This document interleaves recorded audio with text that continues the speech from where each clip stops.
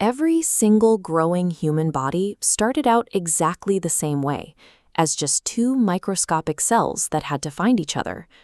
To understand how those two tiny biological pieces connect, we need to trace the paths they take inside the body. This diagram shows the female reproductive system. The journey starts here, at the ovaries, which are responsible for releasing a single egg. Over here, we have the male reproductive system. This is the location where the second part of the story begins, where sperm cells are made. Before any new life can begin, both of these unique cells must be produced and released. For a pregnancy to begin, these two cells have to physically meet. The way they are brought together is through sexual intercourse. In this map view, semen carrying millions of sperm enters through the vagina. They travel upward, passing through the narrow cervix into the larger space of the uterus. The sperm keep moving, entering a narrow passage called a fallopian tube, where the egg is waiting. While millions of sperms start this journey, we only need to focus on the one successful sperm that finally reaches the egg. This diagram shows the exact moment of connection.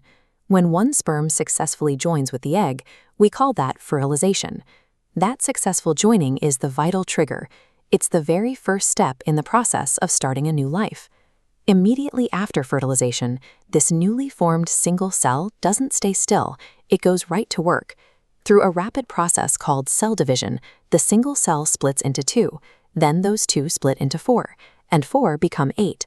Looking at our map again, we can see that while this is happening, the cluster of cells is rolling back down the fallopian tube at the same time.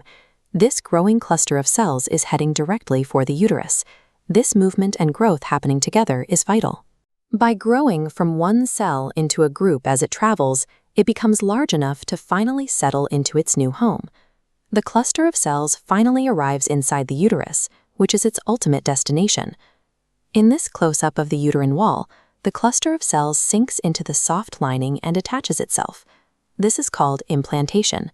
It is only after the cluster is safely attached that pregnancy officially begins, allowing development to continue over the next 9 months. Let's look at the whole process one more time.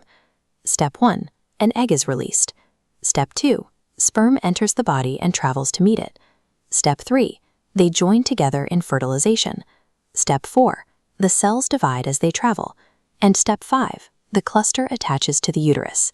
This orderly, step-by-step journey is the way that all human life begins.